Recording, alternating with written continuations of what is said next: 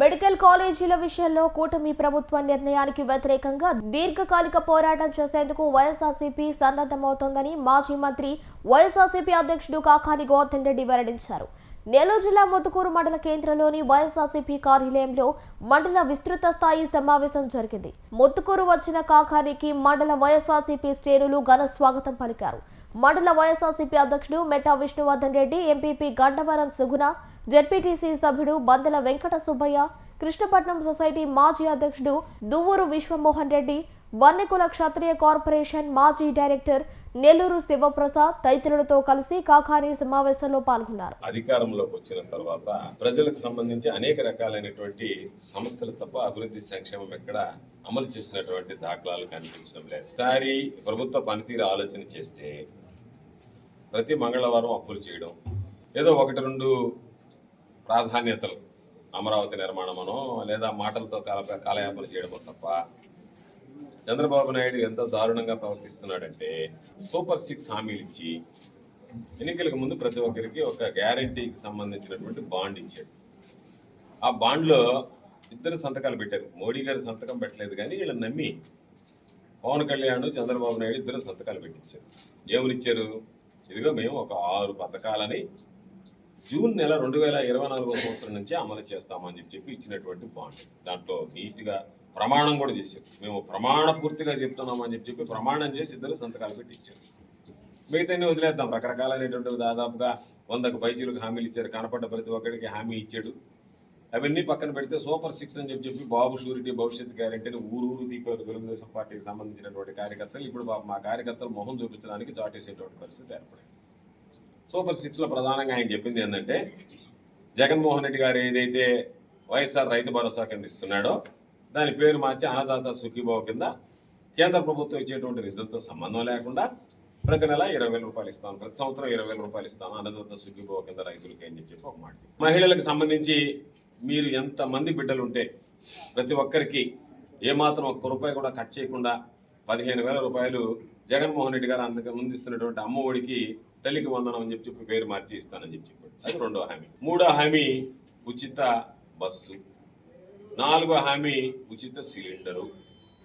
5వ హామీ నిరుద్యోగులకు సంబంధించి 3,000 రూపాయలు నిరుద్యోగ వృద్ధి. 6వ హామీ స్త్రీ శక్తి. ప్రతి మహిళ 18 సంవత్సరాల నుంచి 60 సంవత్సరాలు వస్తుంది కాబట్టి వీళ్ళకి నెలకు 1,500 లెక్కల, సంవత్సరానికి 18,000. ఇవి 6 పథకాలు ప్రధానంగా చెప్పాడు. ఈ 6 పథకాలు చూస్తే ఈరోజు మనం చూసాం. అన్నదాత సుఖీభవ 1 సంవత్సరం పూర్తిగా ఎగ్గొట్టాడు. 2వ సంవత్సరం వచ్చినప్పటికీ నాలుక మడత పెట్టి కేంద్ర ప్రభుత్వం ఇచ్చేటువంటి 6,000కి నేను 14,000 ఇస్తాను. ఇదే చంద్రబాబు అదే నోటితో జగన్మోహన్ రెడ్డి గారు 12,500 ఇస్తానని చెప్పి 7,500 ఇస్తున్నాడు. కేంద్ర ప్రభుత్వం పథకంతో ముడిపెట్టి ఇది ధర్మం కాదని చెప్పిన మాట్లాడినటువంటి పెద్ద మనిషి ఈరోజు కేంద్ర ప్రభుత్వంతో కలిపినటువంటి 6,000 రూపాయలతో 14,000 రూపాయలు ఇవ్వడానికి ఏమాత్రం సిగ్గుపడకుండా ఆ పథకం అమలు చేస్తామని చెప్పి 1 సంవత్సరం ఎగ్గొట్టి ఈ సంవత్సరానికి సంబంధించి 5,000 రూపాయలు చేతిలో పెట్టి అయిపోయింది, సూపర్ హిట్ సక్సెస్ చేసేసాం, సూపర్ 6 సూపర్ హిట్ అయిపోయిందని ప్రకటించుకున్నాడు. తల్లికి వందనంకి వస్తే 1,000,000 మంది పిల్లలు ఉన్నారు పాపం, అర్హత కలిగినటువంటి బిడ్డలు. ఇద్దరు లెక్కన ఇస్తే, ముగ్గురు లెక్కన ఎంతమంది బిడ్డలు ఉంటే అంతమంది ఇస్తే 1,000,000 మంది ఉండాలి. దాని గురించి పెద్ద డేటా కూడా అవసరం లేదు దానికి. దానిలో ఈరోజు 60 లక్షల మందికి కుదించి 40 లక్షల మంది బిడ్డలకి ఎగ్గొట్టి వాళ్ళకి సంబంధించినటువంటి దాంట్లో 15,000 ఇస్తానని చెప్పి 13,000 రూపాయలు అని చెప్పి ఆ 13,000 రూపాయలు కొంతమందికి 7,000, కొంతమందికి 8,000, కొంతమందికి 10,000 రకరకాలుగా వేసి పాప అందరూ ఇప్పటికి కూడా మాకు డబ్బులు పడలేదని చెప్పి రైతులు ఒక పక్క అన్నదాత సుఖీభావ కోసం తిరుగుతున్నారు. తల్లికి వందనం కోసం పాపం ఆ మహిళలు తల్లిదండ్రులు వెళ్ళి అయ్యా మా ఖాతాలో డబ్బులు పడలేదని చెప్పి తిరిగేటువంటి పరిస్థితి. ఉచిత గ్యాస్ సిలిండర్ పేరు చెప్పాడు తప్ప కొంతమందికి పడుతున్నాయి, కొంతమందికి పట్టడం లేదు. దానిని నీరు గచ్చాడు. ఈరోజు ఉచిత బస్సులు అంటే మా కండక్టర్ ఒక సెల్ఫీ ఇచ్చింది, మమ్మల్ని చంపేయండి, దీనికన్నా ఎక్కువగా మీరు బస్సులు పెంచకుండా ఉచిత బస్సు అని పెడితే ఎక్కినటువంటి ఆడవాళ్ళలో పాపం మగవాళ్ళు అయితే దిగి వెళ్ళిపోతున్నారు, ఆడవాళ్ళు అయితే పాపం కొట్టుకుంటున్నారు బస్సుల్లో. బస్సులు పెంచకుండా ఏమీ లేకుండా చంద్రబాబు నాయుడు నేను ఏదో మాట చెప్పాను, హామీ ఇచ్చానని చెప్పి నేను పెద్దలు వెంకయ్య నాయుడు గారు కూడా చెప్పాడు, నువ్వు అభివృద్ధి సంక్షేమ కార్యక్రమాలు అమలు చెప్పకుండా ఉచిత బస్సు లాంటివి ఇస్తున్నావు అనవసరంగా అని చెప్పి మాట్లాడాడు. దాంతోపాటు ఇదేదైతే ఉందో 3,000 రూపాయలు నిరుద్యోగ వృత్తి, దాని మాటే లేకుండా 1,500 రూపాయలు పాపం ఆ నిమ్మల రామానాయుడు అయితే కనపడ్డోడు కల్లా నీకు 18,000 ఎంత పాపులర్ అయిపోయాడు ఆయన పాపం ఆ డైలాగుతో. కనపడ్డోడు కల్లా నీకు 18,000 సరే ఈ 6 సంబంధించి మాట్లాడదాం, మిగతా పక్కన పెడదాంలే. పాపం వాలంటీర్లకు 5,000 నుంచి 10,000 ఉగాది పండుగ రోజు చెప్పాడు. సరే చంద్రబాబు నాయుడుకి అబద్ధాలు చెప్పడం అనేటువంటిది వెనతో పెట్టినటువంటి విషయం. దాని గురించి మనం పెద్దగా ఆలోచన చెప్పాడు. ఈ 6 హామీలకు సంబంధించి మనం మాట్లాడుకుంటే సిగ్గు లేకుండా ఆ కూటమికి సంబంధించినటువంటి ఎమ్మెల్యేలు సర్వేపల్లి ఎమ్మెల్యేతో సహా అయిపోయింది చేసేసామని చెప్పి ఎగేసుకొని తిరగడం తప్ప ఈరోజు నిజానికి వాస్తవానికి ఇవి ప్రజలకు చేరాయా? మీరు ఇచ్చినటువంటి బాండ్లు జూన్ 2024 నుంచి అని ఉందా లేదా? ఆ బాండ్ ప్రకారం జూన్ 2024 నుంచి మీరు ఇచ్చారా? ఇవ్వకుండా ఒక సంవత్సరం ఎగ్గొట్టి ఆ సంవత్సరం తర్వాత అరాపరా ఇస్తా సూపర్ 6 సూపర్ 8 అని చంద్రబాబు సిగ్గు లేకుండా అక్కడ మీటింగ్ ఒకటి పెట్టేసి బ్రహ్మాండంగా జరిగిపోయింది ఈ కార్యక్రమం అని చెప్పుకునేటువంటి పరిస్థితి ఏర్పడింది. ఇది సూపర్ హిట్ కి సంబంధించినటువంటి విషయం. సరే మిగతా చూస్తే అప్పులు కుప్పలు తేవడంతో పాటు ఈరోజు ఏది ఎక్కడ పడితే అక్కడ అమ్మడం, 99 పైసలకు ఇస్తున్నారు ఎకరా ల్యాండ్. దాంతోపాటు ఎక్కడ ఏది పడితే అది అమ్మేయడం ప్రారంభించారు. మెడికల్ కాలేజీలు కూడా చివరికి అమ్మడానికి శ్రీకారం చుట్టి మెడికల్ కాలేజీలు కూడా ఎవరు ఏమి చెప్పినా సరే ఈరోజు జగన్మోహన్ రెడ్డి గారు 17 మెడికల్ కాలేజీలు, ఏ జిల్లాలో కూడా మెడికల్ కాలేజ్ అనేది లేకుండా ఉండకూడదని ఎక్కడైతే పాత మెడికల్ కాలేజీలు ఉన్నాయో ఆ జిల్లాలను మినహాయించి మిగిలినటువంటి 17 మెడికల్ కాలేజీలు 17 జిల్లాలో ఇచ్చారు. కారణం ఏంటి? కోవిడ్ లాంటి నేపథ్యంలో కోట్ల రూపాయలు, వందల వేల కోట్ల రూపాయలు ఉన్నటువంటి వాడికి హాస్పిటల్లో బెడ్ దొరకలేదు. ప్రైవేట్ హాస్పిటల్ ఏమన్నాయి? మాకు పరిమిత సంఖ్యలో మేము వాళ్ళని అనుమతిస్తాము, మేము ఎక్కువ మంది చేయము, మా డాక్టర్లు చేయడానికి సిద్ధంగా లేదని చెప్పి వాళ్ళు వెళ్ళిపోయారు. డాక్టర్ మేము వైద్యం అందించలేమని చెప్పి చేతులు ఎత్తేసారు ప్రైవేట్ హాస్పిటల్లో ఉన్నటువంటి డాక్టర్లు. మా ప్రాణాల మీదకు ముప్పు ఉందని చెప్పి. అటువంటి పరిస్థితుల్లో గవర్నమెంట్ ఆసుపత్రిలో ఉన్నటువంటి వైద్యులు వైద్య సిబ్బంది సేవలు అందించారు కాబట్టి ఆ సేవా దృక్పథంతో ఉన్నటువంటి వాడే ప్రభుత్వ ఆసుపత్రిలో పనిచేస్తాడు కాబట్టి ప్రభుత్వ ఆసుపత్రులు విస్తరించాలా, దాని ద్వారా వైద్య విద్య కాకుండా సూపర్ స్పెషాలిటీ హాస్పిటల్స్ ఏర్పాటు చేస్తాం కాబట్టి దానికి అనుసంధానంగా వాటి ద్వారా వైద్యం అందించడానికి అవకాశం ఏర్పడుతుంది. ఇప్పుడు చంద్రబాబు నాయుడు గారు ఇప్పటికే 5 మెడికల్ కాలేజీలు అడ్మిషన్లు ప్రారంభమే, 7 మెడికల్ కాలేజీలు పూర్తయి ఉన్నాయి, 10 మెడికల్ కాలేజీలు వివిధ పురోగతులు ఉన్నాయి. ఈరోజు జగన్మోహన్ రెడ్డి గారు కూడా నర్సీపట్నం వెళ్ళి చూస్తున్నాడు, మెడికల్ కాలేజీలు సందర్శిస్తున్నారు. ఇటువంటి నేపథ్యంలో 10 మెడికల్ కాలేజీలు ఎకరా 100 రూపాయలు లెక్క నేను ఇచ్చేస్తానని చెప్పి చంద్రబాబు నాయుడు గారు ఈరోజు బేరసారాలనేటువంటి పరిస్థితి. అంటే జగన్మోహన్ రెడ్డి గారు తీసుకొచ్చినటువంటి మెడికల్ కాలేజీ, ప్రతి రాష్ట్రం మాకు మెడికల్ కాలేజ్ అంటే ఒకటేసారి 17 మెడికల్ కాలేజీలు తెచ్చి దానికి సంబంధించి చంద్రబాబు నాయుడు చెప్తున్నాడు దానిని కేంద్ర ప్రభుత్వం వచ్చేటువంటి ఇన్ఫ్రాస్ట్రక్చర్ డెవలప్మెంట్ స్కీమ్ లో పెట్టాడు. దాని ద్వారా 50 సంవత్సరాలకి వడ్డీ లేనటువంటి రుణం ఇస్తుంది కేంద్ర ప్రభుత్వం. నీ ప్రభుత్వం నీ చేతిలో ఉంది, మోడీ గారు నా జోబులో ఉన్నారని మాట్లాడుతున్నారు. కూటమి పాలన, కూటమి ప్రభుత్వం, కేంద్ర ప్రభుత్వంలో, రాష్ట్ర ప్రభుత్వంలో మీ ప్రభుత్వాలు అధికారాలు ఉన్నాయి కాబట్టి మెడికల్ ఇన్ఫ్రాస్ట్రక్చర్ డెవలప్మెంట్ కింద ఆ స్కీములు చేర్పిస్తే నీకు చిత్తశుద్ధి, దాని ద్వారా వచ్చే డబ్బుతో 50 సంవత్సరాలు మనం ఇన్స్టాల్మెంట్ కట్టుకోవచ్చు. వడ్డీ ఉండదు, వడ్డీ లేనటువంటి రుణం. జగన్మోహన్ రెడ్డి గారు కొన్ని కాలేజీలు దాని కింద చేర్చి తీసుకున్నాం మనం డబ్బులు, నాబార్డు కింద లోన్ శాంక్షన్ చేయించారు. కాబట్టి ఎటువంటి భారం లేకుండా ఉండేటువంటి ఆ కాలేజీలని 17 కాలేజీలు ఇస్తే దాదాపుగా 2,600 సీట్లు అదనంగా వచ్చేటువంటి పరిస్థితి ఏర్పడుతుంది. అవన్నీ పక్కన పెట్టి ఆ మెడికల్ కాలేజీ అమ్మకానికి సిద్ధపడ్డాడు. అందుకని మెడికల్ కాలేజీలకు సంబంధించి వైఎస్ఆర్ కాంగ్రెస్ పార్టీ ఏదో మాట్లాడడమో లేకపోతే దానికి సంబంధించి ఒక రోజు నిరసన చేయడం అనేటువంటిది కాకుండా దీర్ఘకాలిక పోరాటం చేయాలి. ఏదైతే పాపం అణగారినటువంటి వర్గాలు ఉన్నాయో, బడుగు బలహీన వర్గాలు ఉన్నాయో వాళ్ళు పాపం ప్రైవేట్ ఆసుపత్రి, ప్రైవేటు వైద్య కళాశాలకు వెళ్ళి డబ్బులు కట్టలేరు. కాబట్టి ఆ నేపథ్యంలో ప్రభుత్వ వైద్య కళాశాలలు రావాలి, ప్రభుత్వ రంగంలో వైద్యులు పనిచేయాలి, ప్రభుత్వ రంగంలోనే ఆసుపత్రులు పనిచేయాలి, పేదవాడికి విద్య వైద్యం అందించాలనేటువంటి లక్ష్యంతో ఒక దీర్ఘకాలిక పోరాటానికి ఈరోజు వైఎస్ఆర్ కాంగ్రెస్ పార్టీ పిలుపునివ్వడం జరిగింది.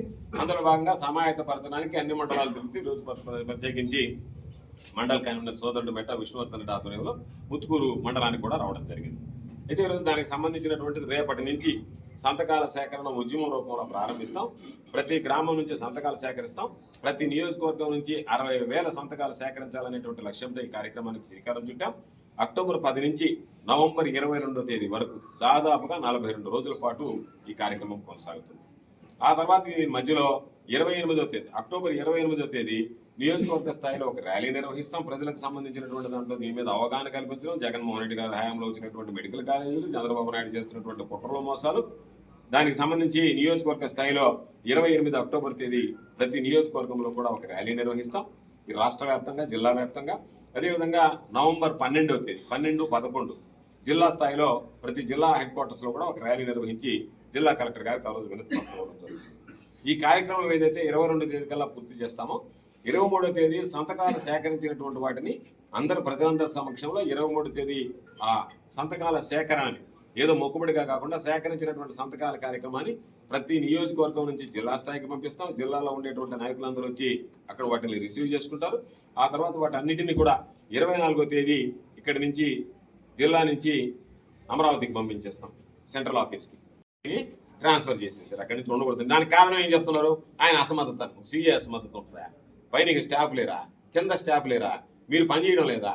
కాబట్టి మీరు ఏ విధంగా ఇటువంటి నకిలీ మద్యం అనేటువంటి దాన్ని మీరు ప్రోత్సహించారనేటువంటిది చెప్పకుండా ఏదో మాట్లాడి వెళ్ళిపోవడం అనేటువంటిది సరైనటువంటి పద్ధతి కాదు. ఈ ప్రభుత్వం అన్ని రకాల ప్రజలను దోచుకుంటుంది.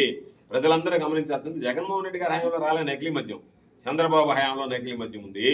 జగన్మోహన్ రెడ్డి గారి హయాంలో మీరు చెప్పినట్టుగా నకిలీ మద్యం ఉంటే అది ఈరోజు ఆ క్యూఆర్ కోడ్తో సహా ఇచ్చాం. ఆ రోజు మీ దగ్గర ఏదైనా క్యూఆర్ కోడ్ ఉందా? ఎక్కడ తయారు చేసిందో చెప్తారా? ఎవరు తయారు చేసిందో చెప్తారా? దాని మీద ఏమి లేదు. ప్రైవేట్ వాళ్ళు ఎవరు పడితే వాళ్ళు. ఏడ జరిగింది సరిపేపల్లిలో, ముత్తుకూరులో జరిగిన అమ్మకాలు. ఎక్కడో దగ్గర తీసుకొచ్చి స్పిరిట్ తీసుకొచ్చి, ఎస్ఎన్జే టిష్యూలో దొరికిన స్పిరిట్ తీసుకొచ్చి కొంతమంది దాన్ని ఊరికే కలిపి తీసుకొచ్చి బాటిల్లో పోసి అమ్మారు, బెల్ట్ షాపుల్లో అమ్మారు. దానికి సంబంధించి ఎవరెవరు పాత్రలు అనేటువంటిది ఈ రోజు మీరు దాస్తే దాగిపోదు. రేపు దాని మీద విచారణ జరగదు. ప్రభుత్వం మారిన తర్వాత విచారణ జరిగితే దాని వెనక పాపం కొంతమందిని అరెస్ట్ చేసి మమాయిని పిచ్చి క్లోజ్ చేసేసి ఉన్నారు. సూత్రధారులు, పాత్రధారులు అందరూ బయటకు వస్తారు. ఎవరిని విడిచిపెట్టేది ఉండదు.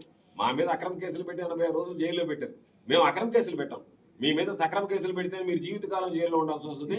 ఆ జీవితకాలం జైల్లో ఉన్నా కూడా సరిపోదు. ఇంకా పాపం మీరు చేసినటువంటి తప్పులకు ఎత్తినటువంటి గ్రావెల కుంటల దగ్గర నుంచి ఎత్తినటువంటి ఈ రోజు మీరు అక్రమంగా ఎత్తి గ్రావెల్ అనేది నాగంబొట్టు వారి గంటలు ఎత్తే మళ్ళీ అది కనపడకుండా జనాలకి నెల్లూరులో, అలీపురంలో ఉండే చెత్త తోలుతూ ఉంటుంది లెవెల్ చేయడానికి.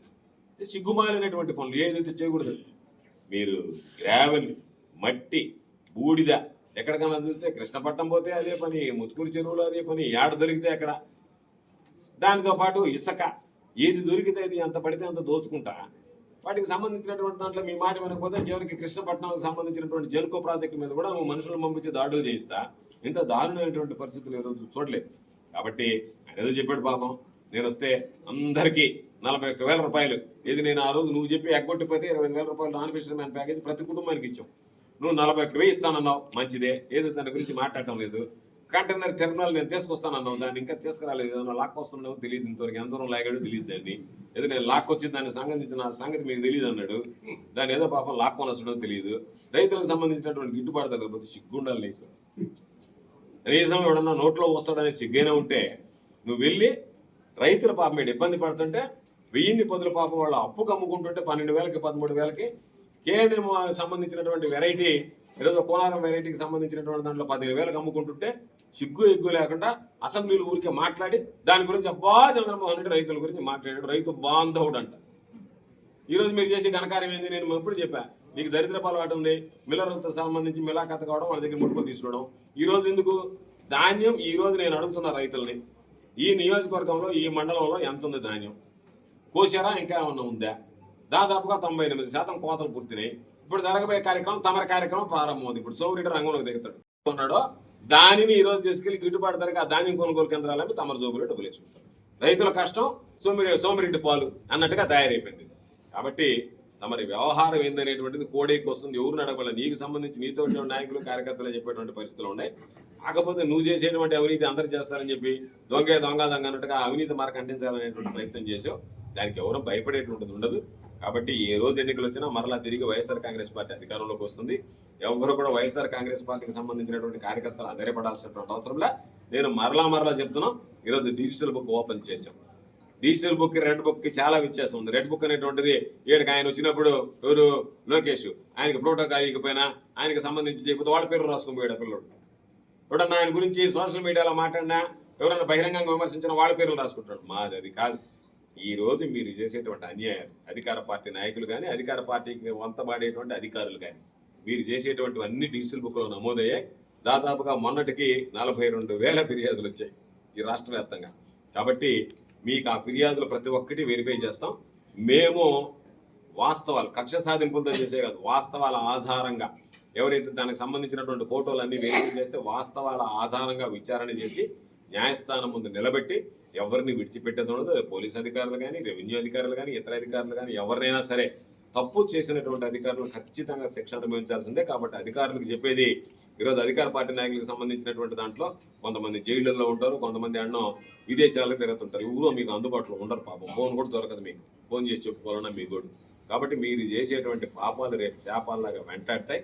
మీ కుటుంబం గోడుగోడుమంటుంది. కాబట్టి మీరు ప్రజలకు సంబంధించి పారదర్శకంగా బాధ్యతాయుతంగా వ్యవహరించండి తప్ప ఈ ప్రభుత్వం ఉందన్నట్టుగా మా ఇష్ట ప్రకారం ఉన్నటువంటి పట్టాలు పెరిగడం, లేనటువంటి వాడికి పట్టాలు ఇవ్వడం, ఉన్న ఇళ్ల పట్టాలు పెరిగడం, ఇళ్లలో ఇళ్లు కట్టుకోకుండా ఆపడం, ఇవన్నీ సరైనటువంటి పద్ధతులు కాదు. వీటికి భారీ మూల్యం చెల్లించుకోవాల్సినటువంటి పరిస్థితి ఏర్పడుతుంది. ప్రభుత్వం ఎవ్వరికి శాశ్వతం కాదు.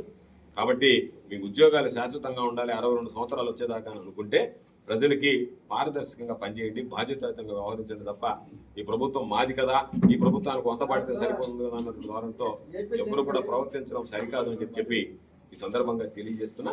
కాబట్టి తప్పనిసరిగా రాబోయేటువంటి రోజుల్లో మరింత ఉధృతం అవుతాయి. ఇవన్నీ కూడా ప్రజల పక్షాన నిలబడతాం. మీరు చేసేటువంటి ప్రతి పని మిమ్మల్ని హెచ్చరిస్తున్నాం. ప్రతి పనికి సంబంధించి ఏ వైఎస్ఆర్ కాంగ్రెస్ పార్టీ కార్యకర్తకు అండగా నిలిచినా సరే ఎవ్వరిని కూడా వైఎస్ఆర్ కాంగ్రెస్ పార్టీకి అండగా నిలుస్తాం. వైఎస్ఆర్ కాంగ్రెస్ పార్టీకి సంబంధించినటువంటి దాంట్లో మీరు వాళ్ళ మీద ఎవరి మీద దాడులు చేయడానికి ప్రయత్నించినా, వాళ్ళని ఇబ్బందులకు గురి చేయాలనేటువంటి ఆలోచన చేసినా అధికారులు మీరు స్వస్తి పలకండి. అధికార పార్టీ నాయకులు విని మీరు చేస్తే దాని మీద భారీ మూల్యం చెల్లించుకోవాల్సినటువంటి పరిస్థితి ఏర్పడుతుందని చెప్పి సందర్భంగా తెలియజేస్తూ ఈ కార్యాచరణ విషయాలు అన్ని కూడా మాట్లాడి ముత్కూరు మండలానికి సంబంధించి ఈ మధ్య నేను జైల్లో ఉండడం, అదిగాక బయట వచ్చిన తర్వాత కూడా ఇతర కార్యక్రమాల్లో బిజీగా ఉన్నందువల్ల కాస్త ఆలస్యమైంది రావడానికి. చాలా రోజుల తర్వాత వచ్చాను. చాలా సంతోషం. పాపం గ్రామ స్థాయిలో ఉండేటువంటి ప్రతి గ్రామం నుంచి వైఎస్ఆర్ కాంగ్రెస్ పార్టీ నాయకులు, కార్యకర్తలు చెక్కు చెదరనటువంటి ఆత్మవిశ్వాసంతో వైఎస్ఆర్ కాంగ్రెస్ పార్టీ పట్ల, జగన్మోహన్ రెడ్డి గారి నాయకత్వం పట్ల ప్రేమ అభిమానాలతో ఈరోజు రావడం జరిగింది. చేసినటువంటి ప్రతి నాయకుడికి, కార్యకర్తకి, చేసినటువంటి పాత్రికేయ మిత్రులకి అందరికీ, ఈ కార్యక్రమాన్ని ఏర్పాటు చేసినటువంటి సోదరుడు మండల కన్వీనర్ విష్ణువర్ధన్ రెడ్డి గారికి, ఉన్నటువంటి ప్రధానమైనటువంటి నాయకులకి అందరికీ కూడా పేరు పేరున నా హృదయపూర్వకమైనటువంటి